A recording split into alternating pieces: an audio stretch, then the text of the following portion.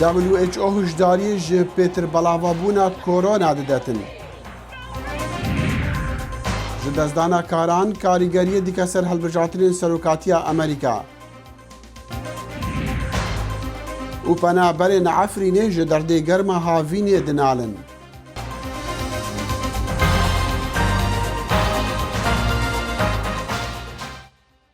Silav û rêz û hîviyên demaxweş digel bernama Kurd Connection ji dengê Amerîka li Washington. Serokê Amerîkî Donald Trump maznekar bi destê kampêna xwe ya hilbijartinan di guhera hevdemê diyarbûna rawergirtinên giştî 4 mehan berî hilbijartinan. Serokî rêveberê kampênê Brad Parscale bi navdarê komarî Bill Stephen guhert û got ew keyfxweşek û Stephen postê bi rêveberiya kampêna wî werdigire.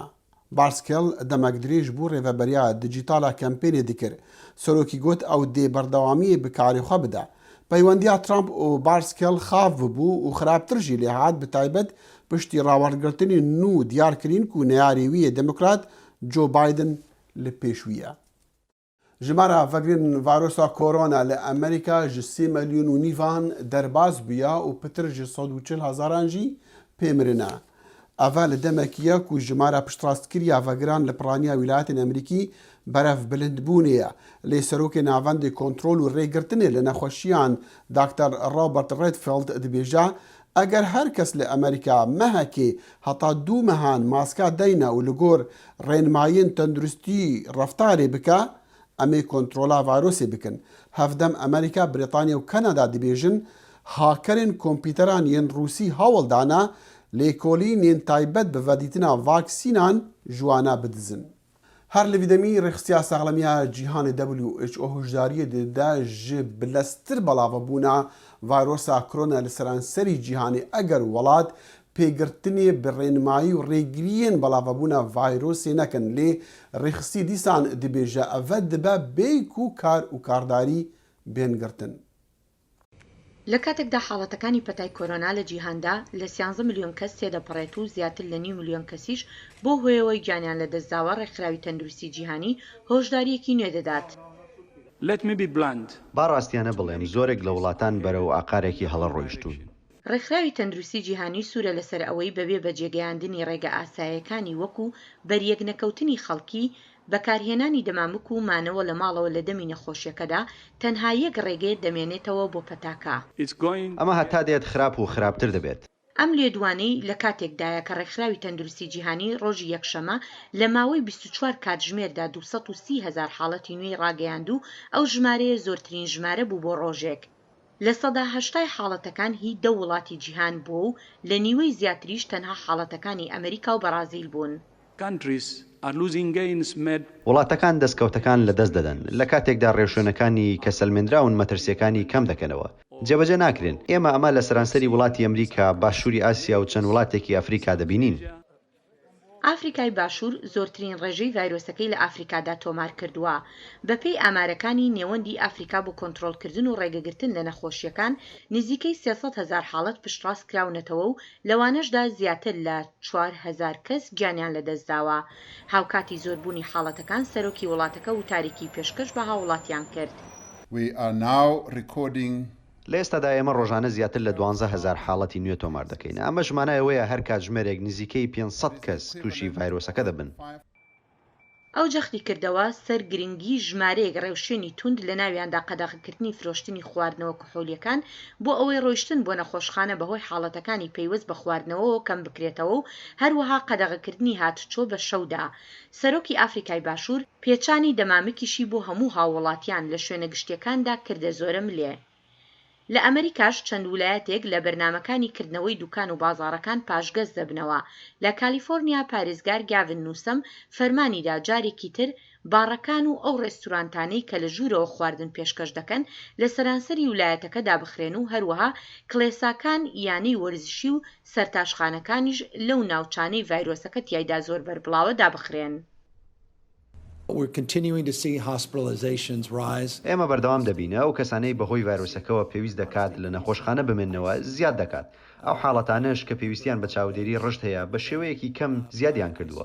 بە بەردەوام ڕێژەی توشبوون بە ڤایرۆسەکە لە تەواوی ویلایەتەکەدا بەرز دەبێتەوە.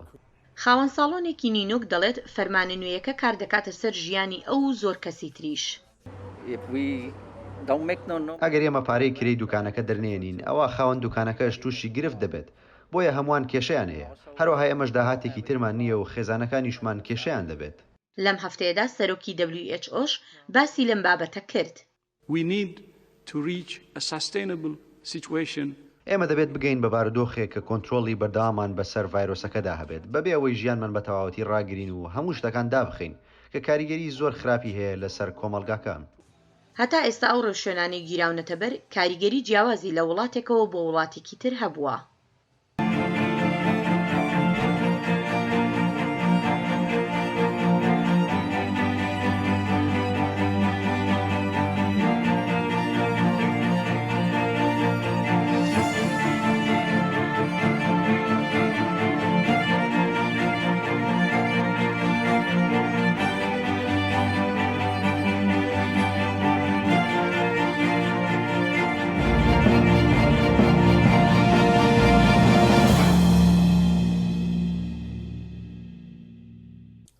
و گەلێک خەڵکێ دی لە سەرانسەری جیهانێ دخوازن و هەوڵ دەدەن وانە ڕەحەتیان و نەخۆشیین ژێ کۆرۆنا ڤایرۆس دگەهاوان چێ ساغلەمی بە یان ژی ئابووری یان ژی دەرونی باوانە ڤەڕەڤینن بە ڕێکە ئالیکاریا خەلکێ دی ئەم vê çîrokê ji malbatekî li Virginia bibîsin. جفشی کە ناچار بوو بەهۆی ڤایرۆسی کۆرۆناوە لە ماڵەکەی خۆیدا کار بکات لە ساوت ڕایدینگی ڤیرجینیا بڕیاریدا لەم کاتەدا یارمەتی خەڵک بدات. شی خەریکی جوداکردنەوەی ئەم زەرفە نایلۆنیانەیە کە هەر کامەیان 100 دەمامکی تێدایە کە ببرێنە نەخۆشخانە و ناوەندەکانی تەندروستی لە سەرانسەری وڵاتدا. ئێمە بارێکمان هەیە کە 133 دەوامکە و دەیبێنە نیویۆرک بۆ نەخۆشخانە بەشی نەخۆشیەکانی دڵ و دەچینە کارۆلنای باکوور و هەروەها سان ئەنتۆنیۆ لە ویلایەتی تێکساس. شی لە تووڕی کۆمەڵایەتی فەیسبوک لاپەڕەیەکی کردەوە بۆ کۆکردنەوەی یارمەتی دارایی بۆ ئەوەی بتوانێت 100 دەمامکی پێ بکڕێت بۆ بەخشین، بەڵام لە ئەنجامدا پشتیوانیەکی زۆری لێکرا و ئەو توانی 4000 دەمامکی پێ بکڕێت. شی ناچار بوو بۆ دابەشکردنیان داوا لە هاوڕێکانی بکات یارمەتی بدەن. سەرچاوەکانمان کەمن بەڵام ئێمە لە هەوڵیەوە داین کارێکی گەورە بکەین و پێویستمان بە یارمەتی کۆمەڵگە و حکوومەتە. ئەگەر بتوانین یارمەتی حکوومەت یان یارمەتی ڕێکخراوی فێما وەربگرین کە سەرپەرشتی قەیرانەکان دەکات لە وڵاتەدا، ئەوە دەتوانین بارێکی زۆر لەو دەمامەکانەی وەکو NK95 و N95 و دایان جۆری دەمامکی تر بکڕین. خەڵک لە نەخۆشخانەکان پێویستیان بە دەمامکە، نەخۆشی شێرپەنجەمان هەیە کە پێویستیان پێیەتی، ماڵی بەسەڵاتچوان و تەنانەت بەرپرسی پۆلیسەکان هەموو ڕۆژێک پێویستیان پێیەتی. لە بازاڕێکی نزیکی ئەم ناوچەیەشدا شکوفەخان و تەحسین خەریکی کڕینی کوتاڵ و قوماشن بۆ ئەوەی دەمامکی پێ دروست بکەن.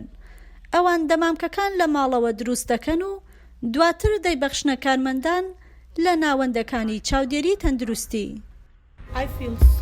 هەستێکی خۆشم هەیە ئەوەی دەتوانم کارێک بکەم بۆ کەسێک باشترین شتە لای من. ئێمە یارمەتی یەکتر دەدەین، ئەمە کارێکی گرنگە بەتایبەت لەم قەیرانەدا و هەمومان دەبێت یارمەتی دەری یەکتر بین. خەڵک بە شێوەی جێواز خەریکی بەرەنگارین، وەک ئەم خەڵکانەی کە یارمەتی دەری کەسانێکن کە لە بەرەکانی یەکەمدا دژی ڤایرۆسی کۆرۆنا شەڕ دەکەن. لە ویلایەتên سازکاری لە ئەمریکا وەکە میشیگەن، پێنسیلڤێنیا و ویسکانسن سەرۆک دۆناڵد ترامپ لە 2016 بە ڕێژەیەکە کیم سەرکەفتن ئینە نەها دموکرات هەوڵ دەدەن لە وان ویلایەتان کو دەریڤین کاری گەلک کێم بوونە سەر بکەبن بەتایبەت ژی لە ویسکانسن. کارگە بەربڵاوی بەرەمهێنانی کاغەز یەکێکە لە هەرە خەسڵەتە مێژی و دیارەکان لە ویسکانسن ڕاپیدز.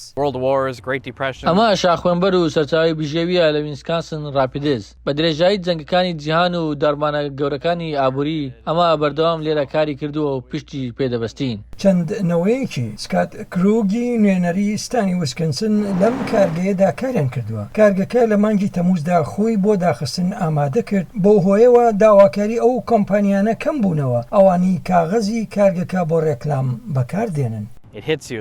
لە مێژووی 120 ساڵەی کارگەکەدا ئەو بە یەکەم جار بوو ئەم کارگەیەدا بخرێت بەهۆی کۆڤید-19ەوە ئەوە کاریگەری زۆری کردە سەر من. داخستنی کارگەکە کاریگەری کردە سەر هەزاران لە کرێکارانی وەک لۆرا دیلێنی ئەوەی سەرپەرشتیاری کاری بڕینەوەی درەختەکان بۆ خانەوادەکەی بەڕێوە دەبات. ئەوان یەکێک بوون لە گەورەترین کڕیاریدارەکان هەروەها لە جۆری ئەسپین. ئێستا بەدایان تەندار چاوەڕوانە و کڕیاریشی نییە ئەمە نیگەرانی کارمەندانێتی و هەروەها پارەی ئامێرە کراوە نوێیەکانە کە بیدات. ئەو ئامێرانە نرخەکانیان لەسەر 700,000ەوەیە جا ئەگەر بەکار نەهێنرێن ئەوان خۆیان پارە پەیدا ناکەن. شارەنووسی کارگەی بەرەمێنانی کاغەز چیرۆکێکی زانراوە لە شتانی ناوەڕاستی ڕۆژئاوا کە بە ڕست بێڵد دەناسرێت تێیدا کارگەکان دیارنامێنن زۆرێک لەو کارگانەی بژێوی چینی مامناوەندی دابین دەکرد ئەوانەی ئۆتۆمبیل و ئامێری ساردکردنەوەیان دروست دەکرد کارەکانیان لەدەستداوە و هەز دەکەن لەلایەن سیاسەتمەدارانەوە فەرامۆژ کراون. ئەو کاری دەیکەین زۆر گرنگە بەڵام هەز دەکەم زۆر بیرچۆتەوە. وێڕێی جەنگی بازرگانی لەگەڵ چین و وڵاتانی دیکە کارگەکانی بواری بەرەمهێنان لە سەردەمی سەرۆک ترامپدا نەگەڕانەوە بۆ وڵاتە یەکگرتوەکانی ئەمریکا. جۆ بایدنی کاندیدی دیموکرات بۆ سەرۆکاتی لە ڕاپرسیەکانی ئەم دواییە لە ویسکەنسن لە پێش ترامپەوە بوو.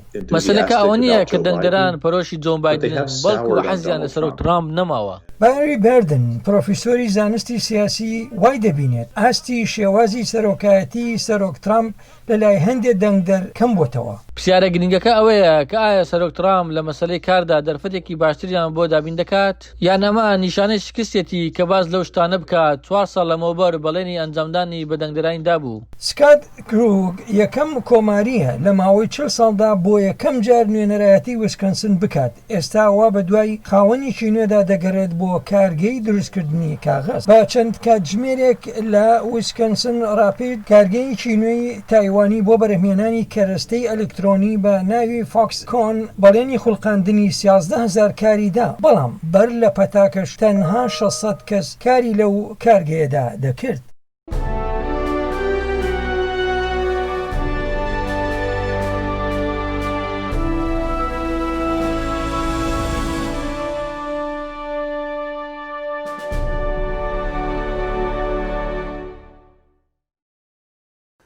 لێ سەرانسەری جیهانی هەرکەس ji derdê korona virus dinala her yek bi şêweyekî. Lê herêma Hêrat ya Efxanistanê tirs heye ji bilindbûna tundûtîjiya navmalê bi taybet jî li demê ku xelek nikarin ji malên xwe derkevin. حکوومەتان بانک لە خەڵکێ دەکەن و ji بۆ pêşîgirtina vîrusa koronayê ji mal dernekevin lê li bajarê Herat ya Efxanistanê de tundûtîjiya li dijî jinan li malan de zêdetir dibe û jin nikarin alîkarî bixwazin. Beriya vîrusa korona jinên ku rastî tundûtijiyê dibûn dihatin nexweşxaneyê alîkariya psîkolojîk werdigirtin. Lê ew jinanan hûn dabûn. Em nikarin ji wan agahdar bin. Bersivê telefonan jî nadin. Li gor qeydên nexweşxaneya Heratê ragihandina pirsgirêka tundûtijiya li dijî jinan kîn bûye lê ev nenormal e. Berê bûyerên tundûtijî li dijî jinan kêm bû. 10 bûyerên me hebûn. Lê niha du yan jî sisê ye. Niha zilam jî li malin û nahêlin jin tundûtijiyê ragihînin.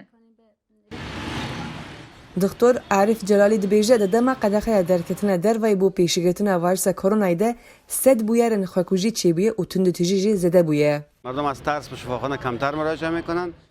مرو دترسن کو بهن نخوشخانه بره نخوش ما پر بون 700 نخوش ما هبون بل نها تنه 300 کس هنه 20 جنین کو راستی تند توجی هاتن لورن او 75 جنین کو آن خواستن خو بگژن آن جی هاتن جهرکرین لورن Pispor dibêjin qedexeya derketina derveyî li di nav malan de tundûtijî li dijî jinan zêde kiriye û xerabbûna ekonomiyê yek ji wan sedemên tundûtijiyê di rojên karantinayê de ye.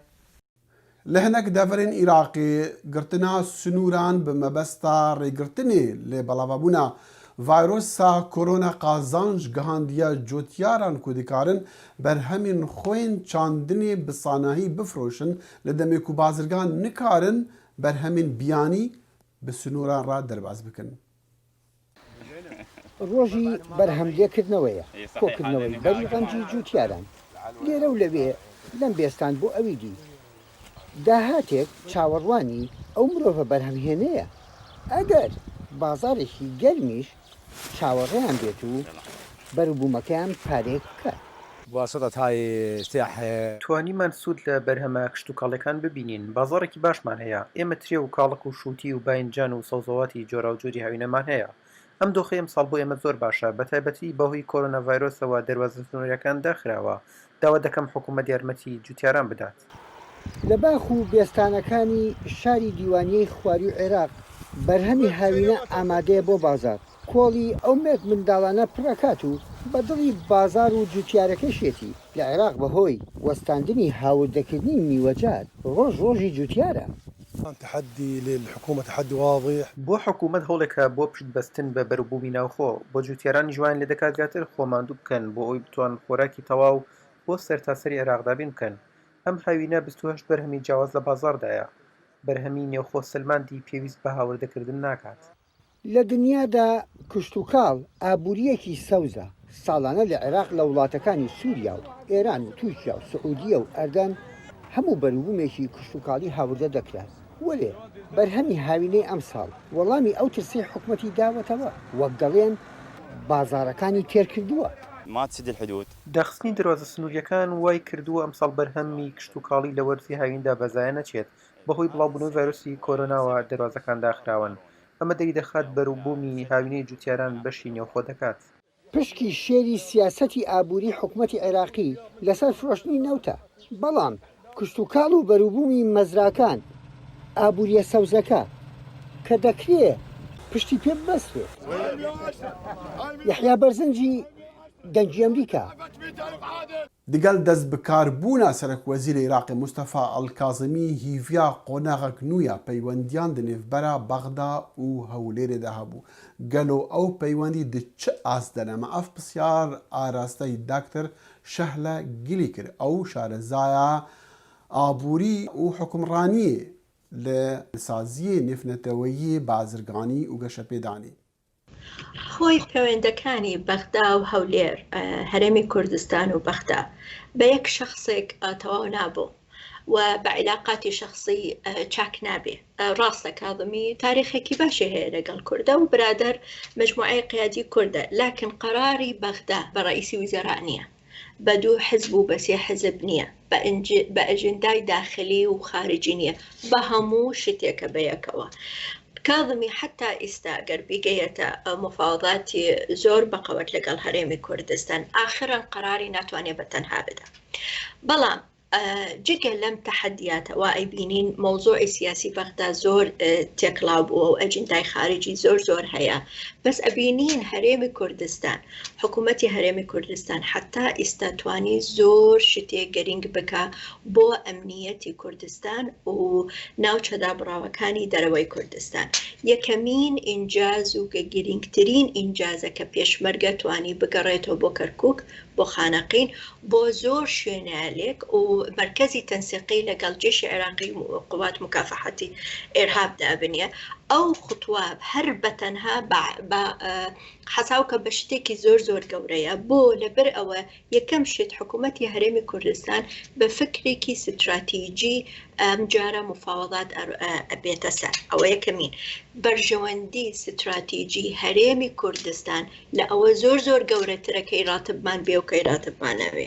شەهلە خان بابەتی ڕاتب بابەتی بودجەی فەرمانبەران بابەتی زۆر گەورەیە لە هەرێمی کوردستان. ئایا بەغا یارمەتی دەردەبێ لەوەی کە ئەم کێشەیە لە هەرێمانە مینێ؟ حالیان بەغا عەجزێکی مالی زیاتر لە 50% هەیە. ئەوە عەجزێکە ئەگەر مجتمعی دووەلی قەراری نەداوە کە عێراق هەر بە عێراقی بمێنێ، ئەوە ئەی دەولە لە عالەمە ئێستا ڕووخابوو لەبەرەوەی ئەگەر بگەیتە لە 150 و ئەمە ئەرقامی ڕسمیە معناتە تو ناتوانانی ئەسڵەن ئیدارەی ئەم دەوڵەتە بکە. ئەوە یەکەمین.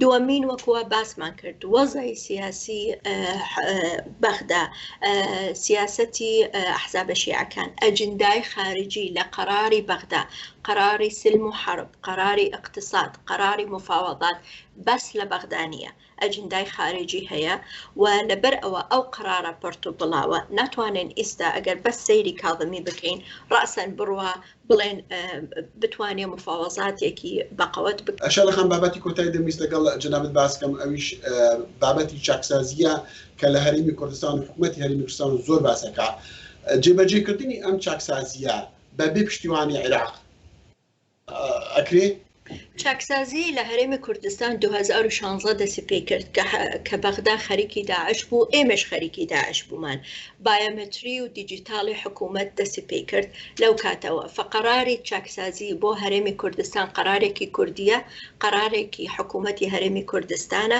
پەیوەندی نییە بە قراری بەغدا قراری چاکسازی لە هەموو دووەلی عالم قرارێکە زۆر کات ئەخاوێنێ و عینەن وایە لە کوردستان بەڵام جگە لەو تەحەدیاتەکانە جگە لە کۆرۆنا جگە لە ئەوەی بەجدمان نەهاتووە لە بەغدا ئەبینین حکوومەتی هەرێمی کوردستان سێ هەنگاوی زۆر گرنگ و ستراتیژی وەرگردە یەکەم شت داهاتی ناوخۆی تەرتیب کرد سەیطەرەی لەسەر کرد ئەویش گەندەڵی و زۆر شتی لێ لابرد ئەوە شتێکی زۆر گرنگە بۆ خەڵکی کوردستان کە داهاتی خۆیان بتوانن سەیطەرەی لێ بکەن دووەم تەنها وەکو بڵێ بڕیار نازانین تا ئێستا ئەو بڕیارانە جێبەجێکراون یان نا چۆن جێبەجێ نەکراوە کاکە تو بەجدت نییە ئەمە دووسێ مانگە بەغدا و لە ساڵێ زیاترە بەغدا مانگە ئەینێرێ و مانگێ ناینێریە ئەی تو چۆن مەسرفەکەی لەسەر حکوومەت چۆن ئەم پرۆژە ئەبەیتە ڕێوە چۆن ڕەواتب بداتە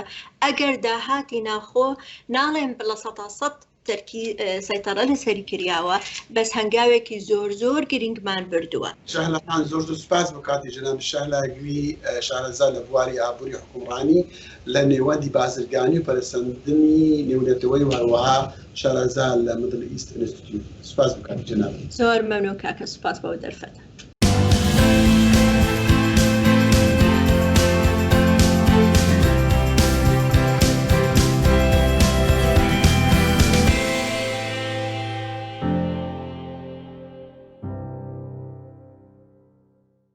لە تورکیا حەفت ئەندامên hêzên ewlehiya dewletê hatin kuştin di keftina xwara firokeka zîrevaniye de li herêma Wanê.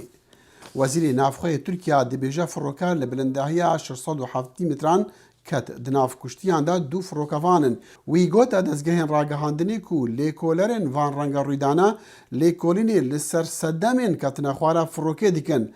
Li roja çarşembî hêzên ewlehiya Tirkiya şerî digel milîtanên PKK dikin li başûra Rojhilata Tirkiya û li çendîn deverên Herêma Kurdistana Iraqê de. Germa havînê li van rojan jiyana xelkê penaberên Efrînê li kampên penaberan li Şehba gelkê nexweş kiriye. Ne bes ev belkû ew xeterê jî durist dike li ser saxlemî û tenduristiya wan bi taybet ya zarokan. Ji wir Peyamêra dengê Amerîka Newroz reş û ev raport gihandiye.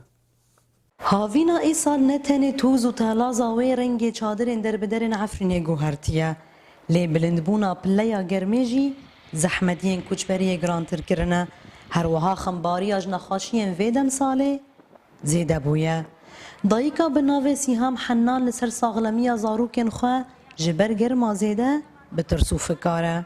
بس حياة شاتنا لبرا نكو غسولة جي ساكن ودن معني نخوشي كورونا باري ما كانش بغسولة دششتن باش كده ما اكيب دار كابن دهن در كابن تكي كنجي جندي وجي بغاوري جي توز دبي لكو قسكت كونه وانا دن ايشي خيمكي وارد ايش دورينا على كي تحمل دكي ملواري على ايش دوريني وارتق حياتي ما برشاتنا جحيم حياتي ما د ساعت نیورودا پلیا گرمه دبن چادر انداجیا دروا نکیمتره کو زاروک ده هندر ده تحمل ناکن دكت بن چادر قچ گرمن در که دروا حمیای دبن کل خونه گتوزه یعنی گدار یعنی ارتو مازنه برد قچک ام قچک زیاد دحین ام زم که قچک چوکن ام کدود بام چیک حشینای دچینن ام چیک په لباردن دي سو گرم نایلو ودنيجر وورد بندورن اكيد شو ببي نخوشيا بزكا صالي انغولشمانيا بدم صالا هاوينيرا او پرتر بلاف دبا کومروف چاوا د ناف کامپین کوچبرن عفرین دا بگره راستی نشانایا وی پزکی لسر رو و گوده زاروکانته لگور هی واسور آکرد ای سال هجمارا کسین کو به پزیکا لشمانیا کتنه تانها 1300 کس در باز کریه کو در فتن درمان کرنه جی لباوان پیدا نابن.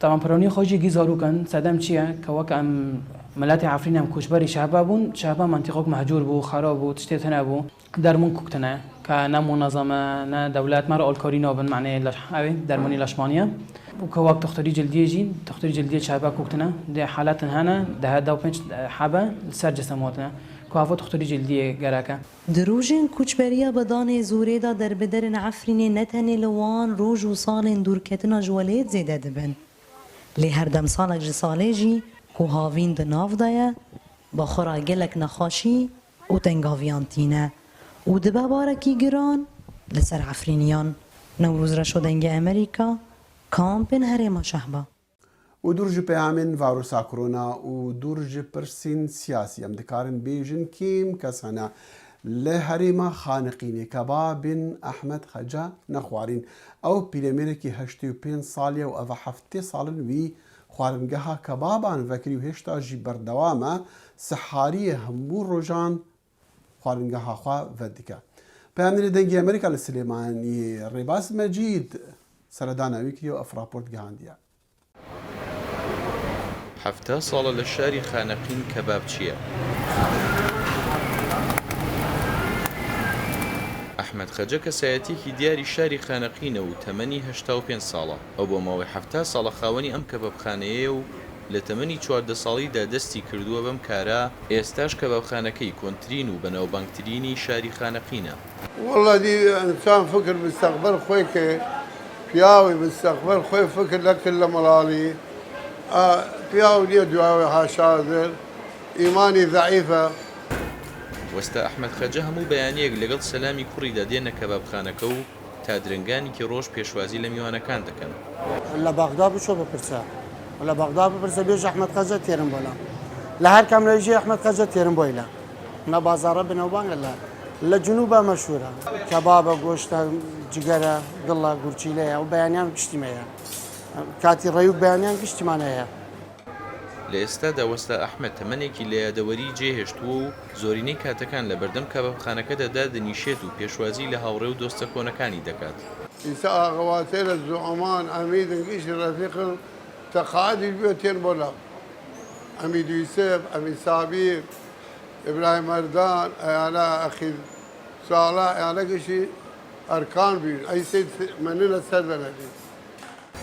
گەرچی بەردەوامبوون لەسەر کارێک بۆ ماوەی 7 ساڵ ئاسان نییە بەڵام وەستا ئەحمەد خەجە باسی لەوە کرد گەر مرۆڤ کارەکەی خۆش بێت و باوەڕی پێی هەبێت ئەتوانێت سەرکەوتوو بێت و نەوەستێت. ڕێباز مەجید دەنگی ئەمریکا خانەقین.